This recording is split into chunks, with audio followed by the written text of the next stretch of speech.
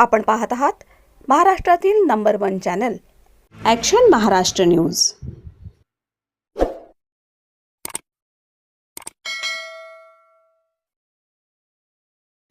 अरे खाली घे ना।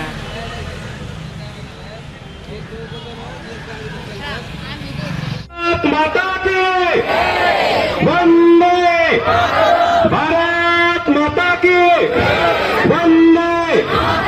आज या ठिकाणी निवडणुकीच्या पार्श्वभूमीवर खरं तर प्रत्येक उमेदवार जो आहे तो आपल्या पक्षाचा झेंडा घेऊन रॅली काढतो किंवा प्रचार करतो, मात्र तुम्ही तिरंगा रॅली काढता।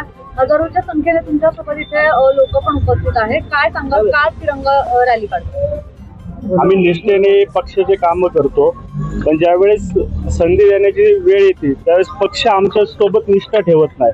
त्यामुळे आम्ही आमच्या तिरंगा झेंड्याशी निष्ठावंत आहोत। शेवटी आम्ही पक्षाचा झेंडा सोडला आणि तिरंगा हातात घेतलाय।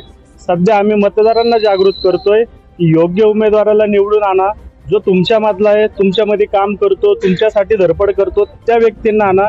की आयात केलेले किंवा पक्षांनी ज्यांच्याकडे पैसे आहेत त्यांना उमेदवारी देऊन तर आमच्यावर लादल्यानंतर आम्ही काय करायचं। त्यामुळे आता आम्ही आमच्यातला कोणीतरी उमेदवार पाहिजे म्हणून आम्ही तिरंगा रॅली काढली। आम्ही आज देशासाठी उतरलोय। हा देशाचा विषय आहे। मतदान करणं म्हणजे देश चालवणं हा एक भाग असतो। त्याच्यामुळे आम्ही जागृत करतोय लोकांना की योग्य उमेदवारांना मतदान करा आणि योग्य उमेदवाराला संधी द्या। योग्य उमेदवारांना मतदान करा म्हणजे नेमकं काय आव्हान करताय? कशा पद्धतीने उमेदवार ओळखायचा किंवा काय आव्हान करताय? काय आहे परिस्थिती आता सध्या फक्त ज्याच्याकडे पैसा आहे त्यांनीच इलेक्शन लढवावं अशी सध्या स्थिती आहे। निष्ठावंत कार्यकर्ता ज्यावेळेस पक्षाची मुलाखत देतो, पक्षाकडे जातो, त्यावेळेस फक्त त्याला फॉर्मॅलिटीज म्हणून दिलं जातं। पण ज्याच्याकडे पैसा आहे आणि ज्याच्याकडे सर्व गोष्टी पैशाने विकत घेतल्या जातील त्यांनाच पक्ष संधी देतो। त्याच्यामुळे आम्ही सध्या तरी मागे आता सध्या तरी नाही, ह्या भूमिकेसाठी आम्ही तिरंगा हाती घेतला आहे। निवडणुकीमध्ये काय आम्हीच पण दाखवलं जातो मतदारांना। काय होतंय आमच्या प्रभाग 4 प्रभाग 3 मध्ये परिस्थिती अशी झाली की प्रत्येक जण येतो, देवदर्शन करतो, हे करतो, आमिषाला बळी पाडतो। गरीब जनता आहे, परिस्थितीने ग्रासलेली आहे।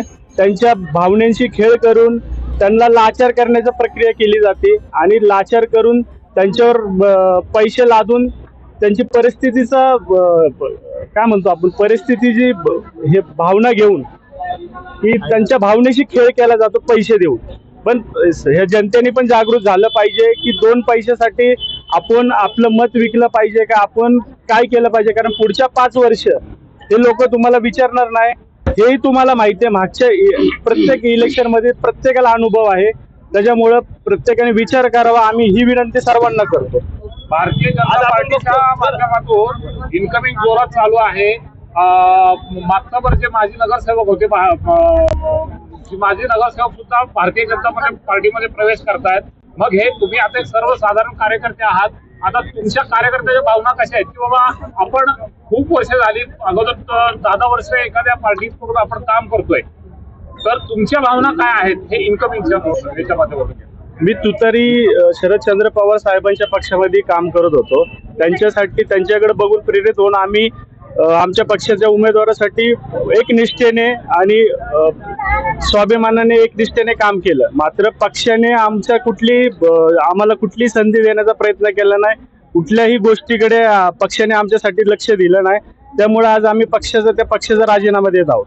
सर, आज आपण बघतो देशामध्ये युवा वर्ग जे व्यसनाधीनतेचं प्रमाण वाढले, गुन्हेगारीचं प्रमाण वाढले, महिलांच्या सुरक्षिततेचा मोठा प्रश्न आहे। याकडे आपण बघतो नगरसेवक असेल किंवा आमदार असेल किंवा खासदार असेल त्या गोष्टीकडे दुर्लक्ष करताना दिसत आहे। म्हणजे घटना वाढताना आपल्याला दिसत। तर आपण नवीन जे उमेदवार आहेत त्यांच्याकडनं आपण काय अपेक्षा करतो, त्यांनी कसं काम केलं पाहिजे? सर, प्रभाग 3 आणि प्रभाग 4 मध्ये झोपडपट्ट्याचं प्रमाण जास्त आहे। तिथे लोकांना जे युवक आहेत त्यांना व्यावसायिक दृष्टीने सेटल केलं पाहिजे होतं। म्हणजे कुठल्याच नेत्याने अजून त्या पद्धतीने काम केलं नाही। व्यवसाय सत्य बातमीसाठी बघत रहा ॲक्शन महाराष्ट्र न्यूज।